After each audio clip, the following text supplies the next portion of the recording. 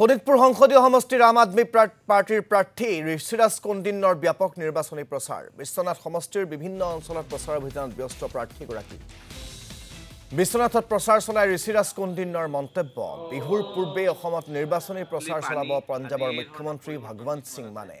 আপক সমালোচনা কৰি বিজেপিয়ে কৰা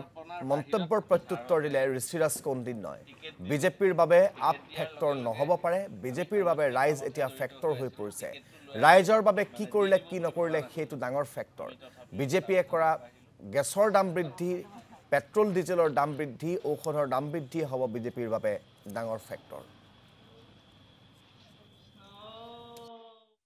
বিজেপি প্ৰাৰ্থীগৰাকীয়ে কৈ আছে মূল প্ৰতিদ্বন্দ্বিতা তেওঁৰ বোলে কংগ্ৰেছৰ লগত হ'ব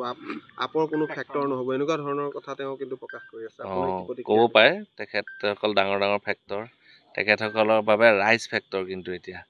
তেখেতসকলে ৰাইজৰ বাবে কি কৰিলে কি নকৰিলে সেইটোহে ফেক্টৰ প্ৰতিদ্বন্দ্বী সন্মুখত কোন হ'ব তেখেতৰ ভোট গণি গ'লেই হ'ল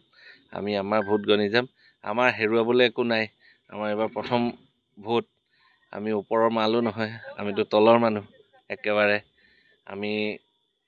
গতিকে আমি আমাৰ প্ৰচাৰ অব্যাহত ৰাখিছোঁ তেখেতসকলে আমাক ফেক্টৰ বুলি ভাবে নাভাবে সেইটো আমাৰ বাবে একো হেৰি নহয় আমাৰ ভগৱান মান ডাঙৰীয়া বিশ্বনাথ চাৰিআলিৰ প্ৰগ্ৰেম হ'ব তাৰিখটো ফিক্স হোৱা নাই বিহুৰ আগতে হ'ব